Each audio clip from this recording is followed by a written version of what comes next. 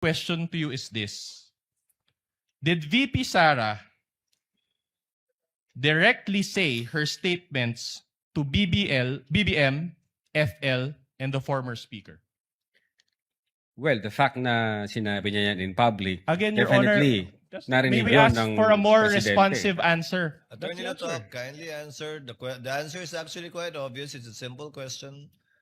Did the Vice President utter those statements directly towards the persons allegedly threatened? We believe so, Your Honor, because the utterances was made in public. So what's the answer? Did We believe so, VP Sara directly say those statements to BBM, FL, and the former speaker? Asked and answered. He said, we believe so. But we did not get a responsive answer, Your That's Honor. the Can we answer. You ask didn't the get it. witness to give a more responsive answer? That's his answer. We believe so. Yes, that's a yes. That's so clear. Without putting words into the mouth of the witness, I will be the one to ask. Attorney Latok, you meant yes, right? Yes, sir. Proceed, counsel. All right. So page 15 of the affidavit of transcription, also by Agent Kalilong of the NBI, dated December 26, 2024. Can we show that video and then provide the appropriate transcript? Can you play that again, please? Yung speaker mo, pinabayaan mo siya na gustuhin ang pera ng bayan. Paikot-ikot sa buong bansa, namimigay ng pera na para bang kanya yung pera.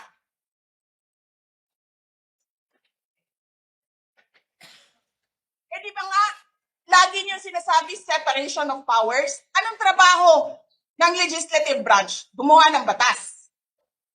Anong ginagawa ni Martin Romualdez? Nagdidirect ng DSWD, namimigay ng ayuda,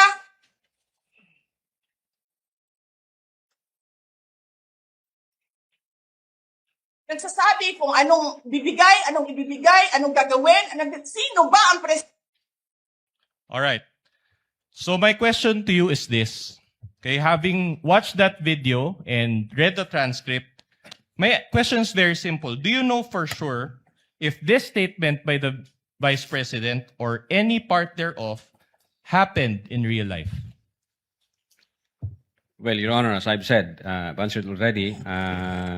Nung inimbestigahan namin yan, yung video, Your Honor, nagsamping na kami a sa- yes or no answer will suffice, Your Honor. Kindly answer more directly to save on the court's time, Mr. Attorney Latok. Your Honor, based on our investigation, yes, it happens in the natural order of things. Nangyari talaga yan. So in other words, you're admitting that Martin Romualdez goes around the country to distribute money? I'm saying nangyari ho yung utterances na yan. That's not my question. That's precisely my point. I'm not asking if she made the statements. I'm asking if the truth of these statements you have personal knowledge of. So be more direct in your answer. That's why I have to object now, Your Honor. Now, there are several statements made, and then the witness is being asked, do you confirm these statements? Compound question. Exactly, that's the reason why we don't allow.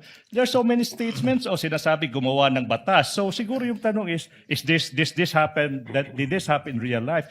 So this witness being confronted with several statements and he is being asked to answer a yes or no. That's why it's compound question. Your Honor, my question is the statements or any part thereof, Your Honor. The witness is smart enough to answer. He can just clarify. The objection, the objection is sustained, but not on that ground, but rather in the ground that the witness is incompetent to testify as to the truth of the matter stated by the Vice President. He can only testify as to the fact that those statements were made only as to tenor, but not as to the truth, given that he only investigated and was not there. You may proceed, counsel. In that case, Your Honor, if we confront also, just a manifestation, Your Honor. Yes, you may proceed. In other words, Your Honor, we would like to manifest, Your Honor, based on that ruling of the court, that even if VP Sara said that she already talked to a person, then we cannot confirm the truth because this witness does not have personal knowledge. That's a conclusion. Objection. That's just a manifestation for the court's appreciation. Can I just proceed with can my I next make a question, counter Your Honor? manifestation, Your Honor, please? Counter manifestation, please. To put into record, Your Honor, please. For about 15 seconds, counsel, Okay, yes. the defense is entitled to their own conception of things. They're entitled to their own imagination. That's all. Counsel may proceed with his cross. Just to belabor this point, Your Honor, Annex D-1-145-A. Anyway, Your Honor, they showed around 7 to 8 videos yesterday, so we'll show about 4. This pertains to timestamp 1-08-58, and we will also present page 17 of the affidavit of transcription, also by Agent Kalilong, dated December 26, 2024. In this video clip, the Vice President mentioned about the former Speaker of the House and the confidential funds of the Office of the President. Can we play that video? Hindi mo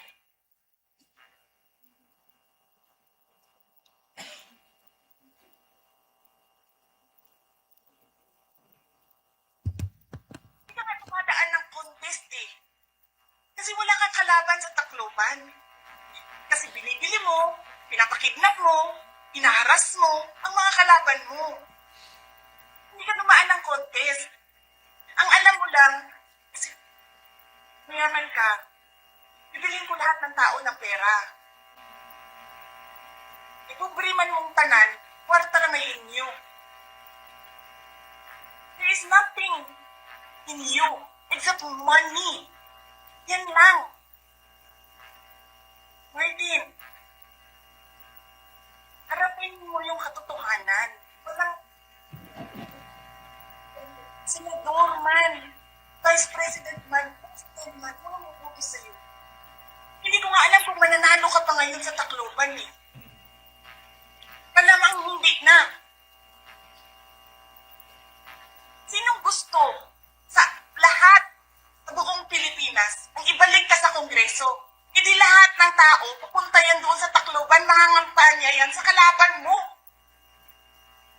Kasi magnanakaw ka. Hindi ka dumadaan sa audit.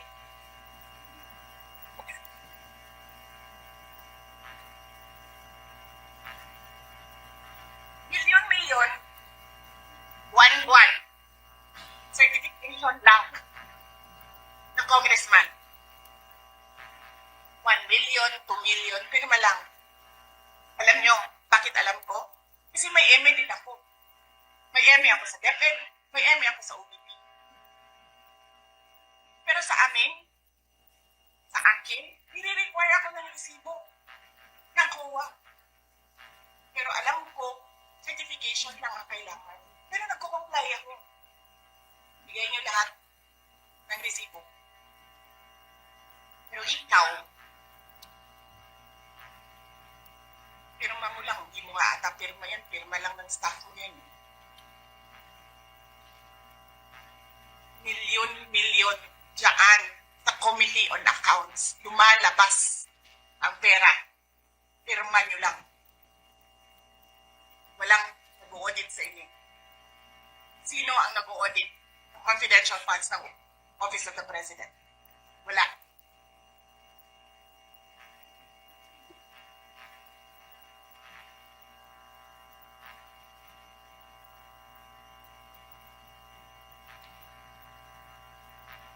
Yan ang Pilipinas. Yan! Ang bagong Pilipinas.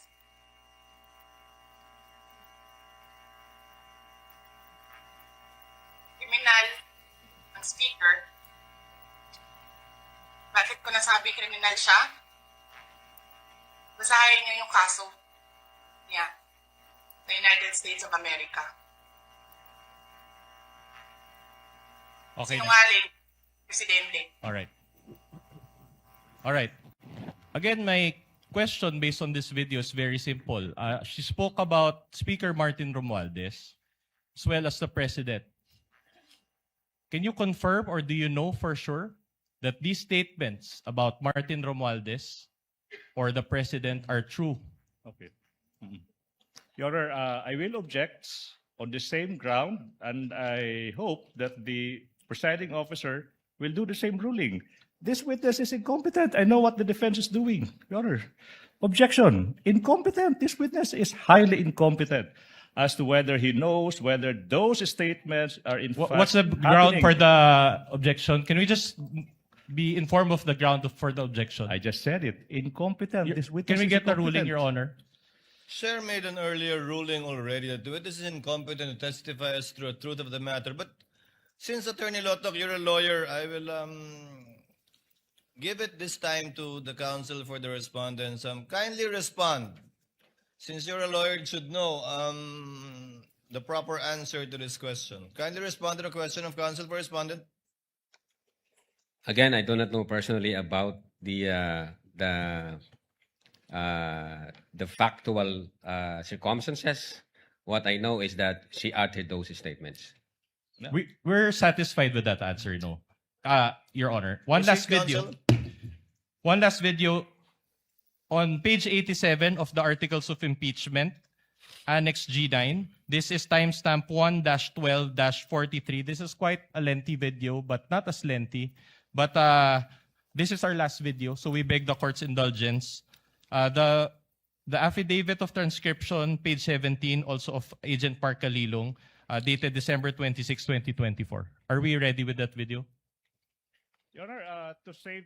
Counsel for the prosecutors. because I know the counsel will ask the same question. So to save time, Your Honor, please, since the Your counsel... Honor, what is wait, the wait, wait. objection? I'm not yet done. I'm not yet done. Kindly let the counsel for the prosecutor finish. Relax. Now, Your Honor, if the same line of question will be asked, okay. Your the Honor, wait, I'm not yet cannot done. he cannot I'm not preempt yet Your done. Honor. I'm not yet done. The prosecution is willing to stipulate that, yes, the Vice President uttered that statement as to the fact of her uttering the statement. We have a different question, Your Honor, just to satisfy his query. All right. So I guess the objection is withdrawn, or the manifestation is withdrawn, and counsel for respondent may proceed Play the with video, the please. showing of the playing of the video. At nang kainin ko, buffet. Kain dito sa House of Representatives. Alak. Lahat. Lahat ng juice, lahat ng mamahaling wine.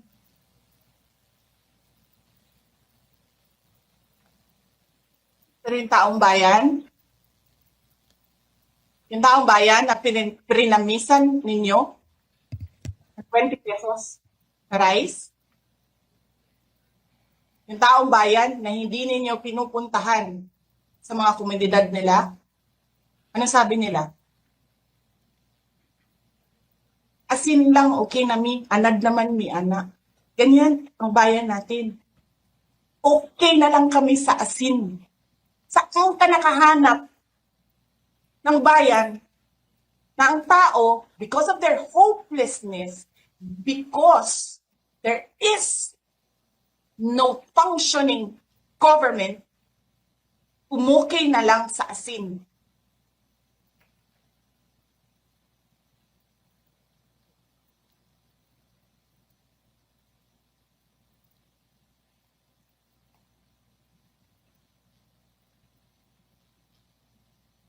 Buti na nga lang, abogado si Attorney Lopez eh. Kasi alam niya kung ano sasabihin niya doon sa mga pumasok sa kwarto niya. Na take note, nagnakaw pa ng cellphone. Saan ka nakahanap? Papasok ka, nanakawin mo yung cellphone, dadalhin mo pa yung tao.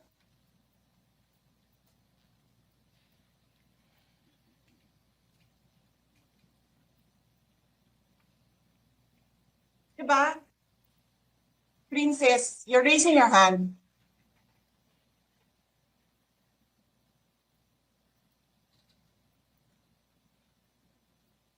Hello? Naririnig po ba ako, Princess Maui? Yes. Oh, thank you.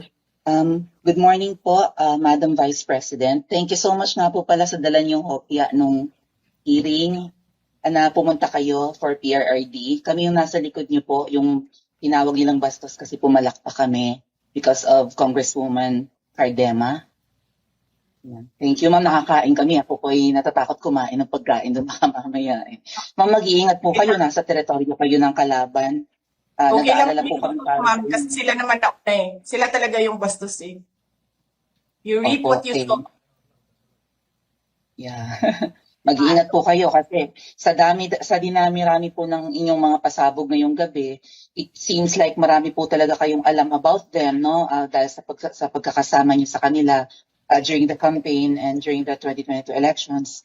Baka po mamaya kasi totoo yung mga naririnig namin or yung, I don't know if it's true, na meron daw silang Operation Romanovs and baka bala kayong ubusin ang inyong pamilya dahil hadlang kayo sa kanilang mga balakin in the future. So mag-iingat po kayo. Kami po kasi kami ng EDSA Friday Group, kami yung bumababa every Friday dyan sa EDSA because we believe yan yung tamang venue sa dinami-rami na ng problema natin. Ang kaya lang naman po namin gawin ay manawagan na bumaba na yan. Ano po kaya ang remedy naman ninyong mga nasa posisyon or ng mga kayang labanan itong napakarami na pong ginagawang korupsyon at krimen laban sa taong bayan? Ano po ang pwede nyo maging remedy para matapos na ito, lalo't nagsisigaw na po ang taong bayan na mag-people power na? Yes. Huwag ka mag-alala, ma'am, sa security ko. Kasi may kinausap na ako na tao. Sinabi ko sa kanya, kapag pinatay ako, patayin mo si BBM, si Lisa Araneta, at si Martin Romualdez. No joke. No joke. Nagbilin na ako, ma'am. Pag namatay ako, sabi ko, huwag ka tumigil hanggang hindi mo mapatay sila. And then he said yes. So, alam mo, ma'am, yan ang lagi kong sinasabi sa Makabayan Block nung mayor pa ako. Ang laban, wala dyan sa EDSA, ma'am. Wala dyan sa mga highway. Ang laban, ma'am, nandun sa loob ng palasyo. Yan ang problema. We appreciate yung expression ninyo ng disgust, ng pagkamuhi, ng hopelessness, kasi it reflects kung ano yung nararamdaman ng marami, milyon. Alam ko yan, ma'am, kasi kahit saan ako pumunta, ako ang sinasabihan, binoto namin yan dahil sinabi mo, iboto namin.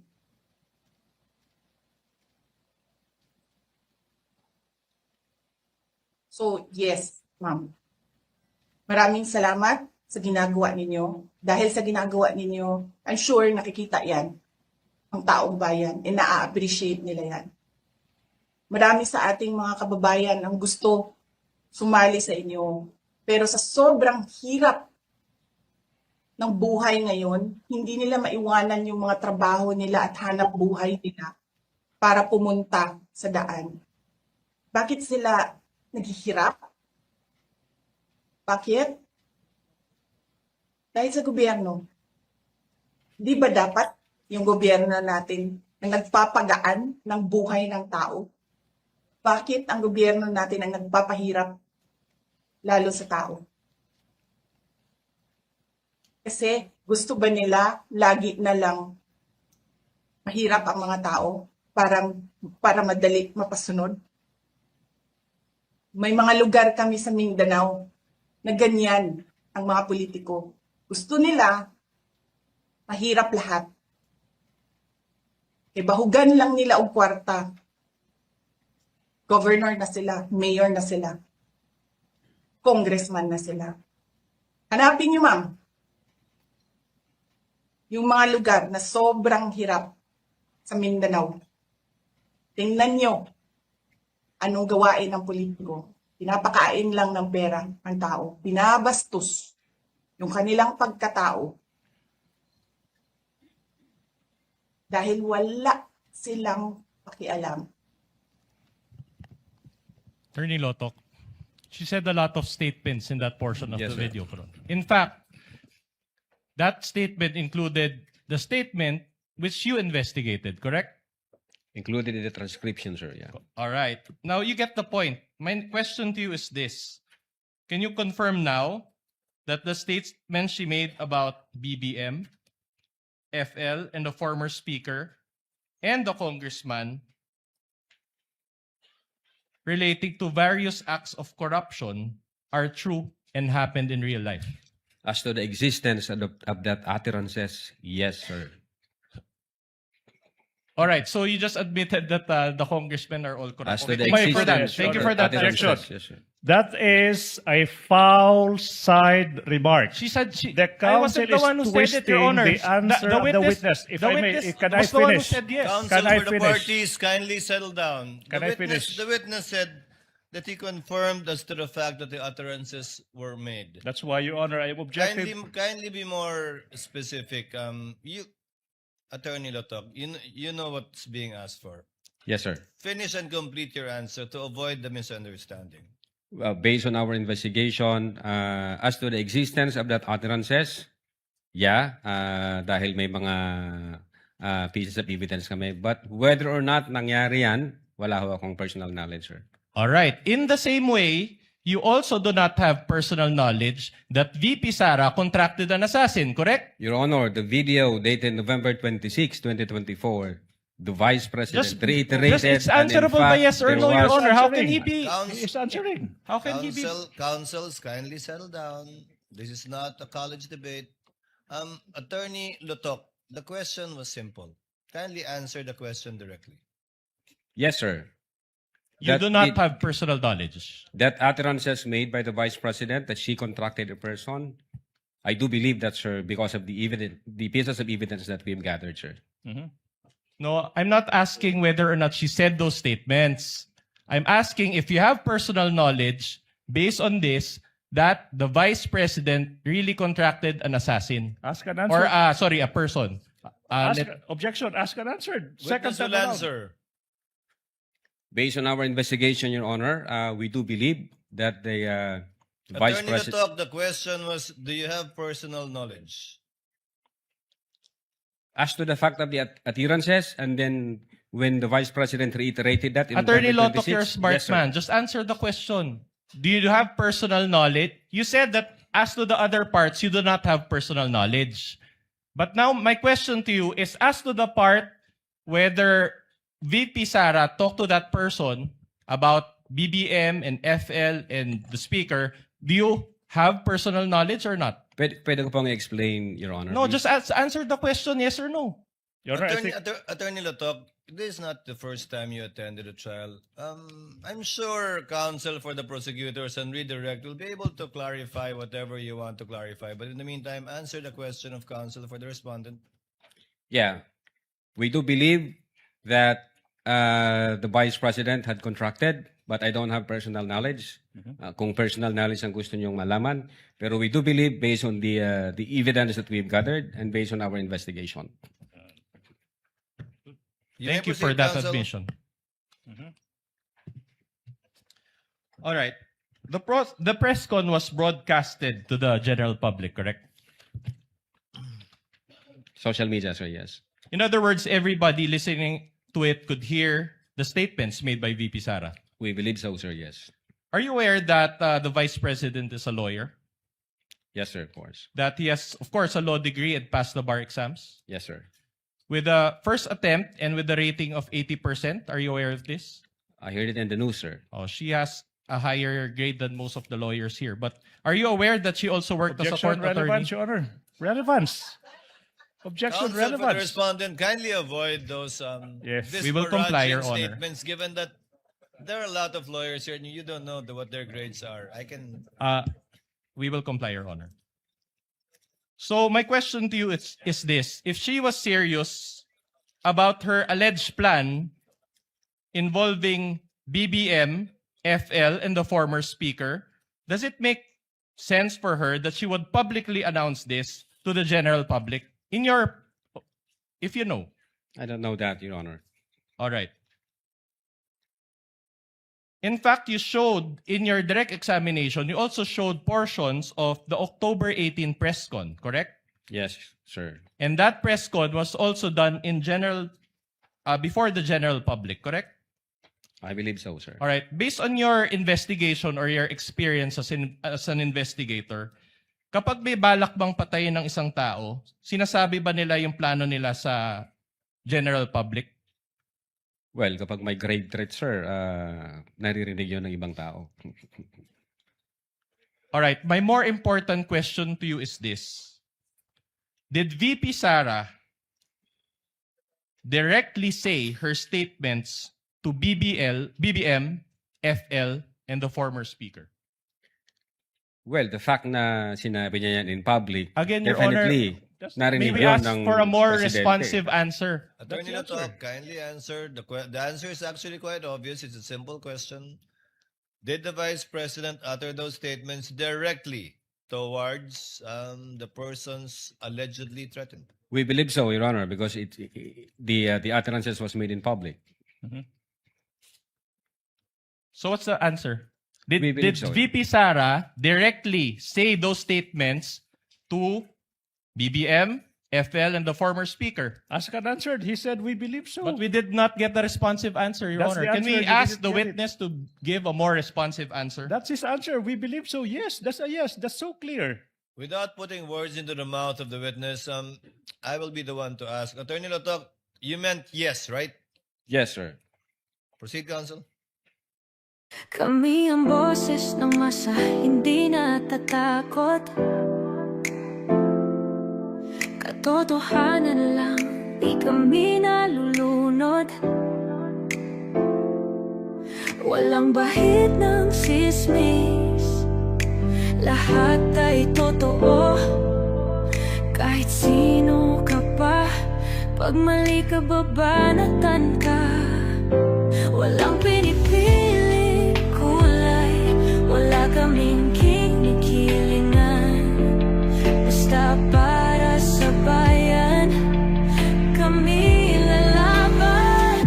Pag tama palakpakan, pag mali banatan, di matitinag, di matatakot. Para sa bayan, tuloy ang sigaw. Sa harap ng kamera, walang halong takot. Mga baluktot, lahat kayo'y tutumba. Ang hustisya at totoo, yun lang ang mahalaga. Kahit sinong harang, di kami matitinag. Walang pinipiling kulay, wala kaming kinikilingan. Basta para sa bayan, kami lalaban. Pag tama palakpakan, pag mali banatan, di matitinag, di matatakot. Para sa bayan, tuloy ang sigaw. Kung nasa tama ka, ikaw ay aming kasama. Pero pag mali ka, handa ka na bang mabasag? Banateros kami, walang inuunan. Dahil bayan muna, bago ang sarili.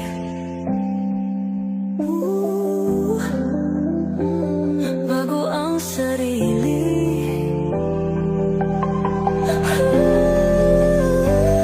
Pag tama palakpakan, pag mali banatan, banateros ang sigaw. Katotohanan ang laban.